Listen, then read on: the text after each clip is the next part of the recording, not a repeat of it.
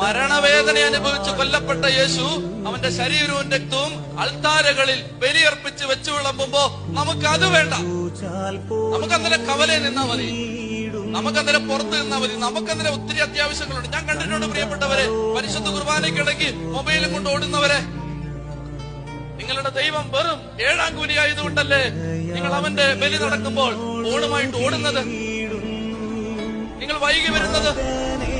പ്രിയപ്പെട്ട സഹോദരങ്ങളെ, നിങ്ങൾ ശ്രദ്ധിക്കണം. കർത്താവ് വില കൊടുത്ത് വേദനിച്ച് തന്ന സമ്മാനമാണിത്. ആ സമ്മാനത്തെ താഴ്ത്തിക്കെട്ടരുത്, അത് വേണ്ടെന്ന് പറയരുത്. വിശുദ്ധ കുർബാന തരാൻ വേണ്ടി ഈശോ സഹിച്ചതുപോലെ മറ്റൊന്നിനും വേണ്ടി ഈശോ സഹിച്ചിട്ടില്ല. നമുക്കത് വേണ്ടല്ലേ? എന്നിട്ട് ദുരിതങ്ങൾ വരുമ്പോ നമ്മൾ പറയാണ്, കർത്താവ് ജോലിതാ, വീടുതാ, മക്കളെന്താ, ഞങ്ങൾക്ക് സമാധാനം എന്താ? ഈശോ പറയും, മക്കളെ പ്രാണൻ പൊട്ടി ഞാൻ നിങ്ങൾക്ക് എന്റെ ശരീരവും രക്തവും തന്നിട്ട് നിങ്ങൾക്ക് വേണ്ട.